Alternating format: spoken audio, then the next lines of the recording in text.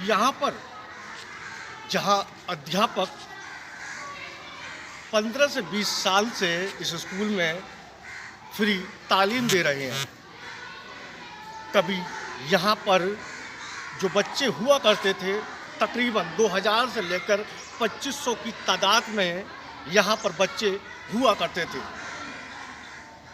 आज प्रशासन के लोगों ने इस जगह पर कब्जा तो कर लिया है, शासन ने यहाँ पर अपना झंडा गाड़ तो दिया है, लेकिन इस स्कूल की जो कहानी है जिसमें कभी भी हादसा हो सकता है, इस स्कूल की जो इमारत है जो कभी भी खंडित हो सकती है, यहाँ पर भी शासन और प्रशासन के लोगों को ध्यान देना होगा।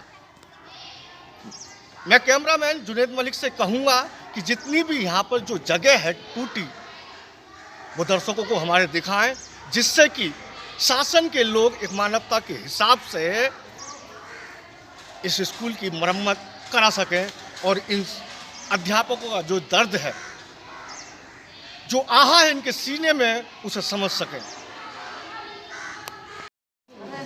जब स्वामी जी यहाँ पर जिंदा थे, जब स्वामी जी का इस मंदिर पर रखरखाव को लेकर दबदबा था, जब प्रशासन और शासन के लोगों का इस जगह पर कोई दखल नहीं था, उस समय ये स्कूल एक जन्नत का गुलदस्ता लगता था। लेकिन आज की जो हालात हैं इस स्कूल के, कि किस तरीके से इस स्कूल की जो गरिमा है वो पूरी तरीके से खंडित हो चुकी है, कि किस तरीके से ये छोटे छोटे नौनिहाल जो मासूम हैं वो आखिर किस चीज़ से यहाँ पर तालीम हासिल तो कर रहे हैं, कि यहाँ की जो कंडीशन है वो शासन और प्रशासन को लोगों को देखनी होगी। एक मानवता के हिसाब से जब 104 बीघा जमीन पर शासन और प्रशासन के लोगों ने अपना कब्जा या अपना हक, मालिकाना हक जता ही दिया है, तो क्यों ना इस मालिकाना हक पर भी प्रशासन और शासन के लोग यहाँ पर मरम्मत कराएं।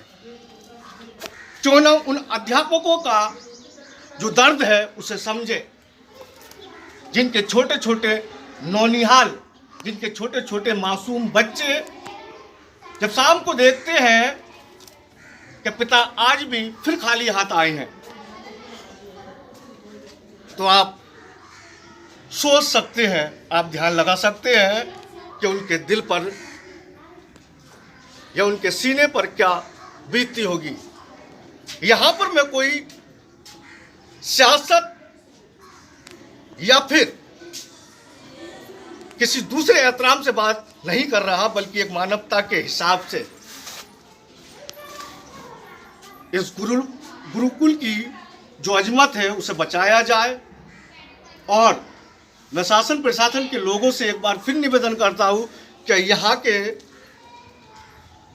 जो बच्चे हैं उनकी तालीम के लिए यहाँ का जो रखरखाव है वो सब मुकम्मल तरीके से सुचारू रूप से, यानी कि उसे सही ढंग से चलाया जाए।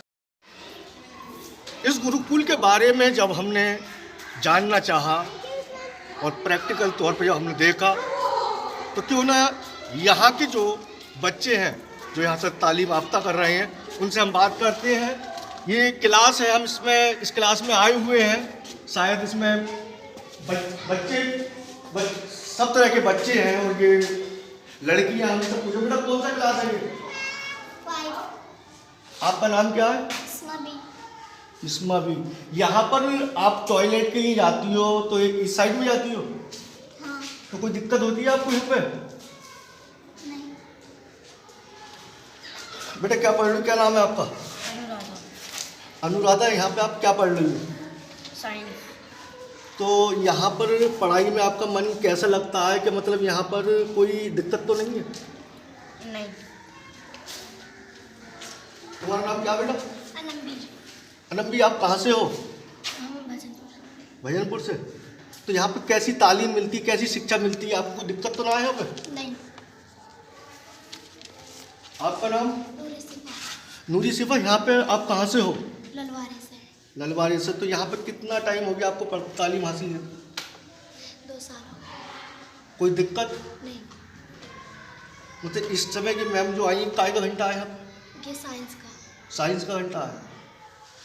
ये 5 क्लास है और यहाँ पर जो बच्चियाँ थी, लड़कियाँ थी, हमने उनसे पूछा कि कोई 2 साल कोई 3 साल से यहाँ पे तालीम ले रही हैं, लेकिन यहाँ पर इस साइड में यानी कि राइट साइड में कुछ लड़के हैं जो पहले गुरुओं का एक वो रहता था। हम भी इस स्कूल से तालीम लिए हुए हैं।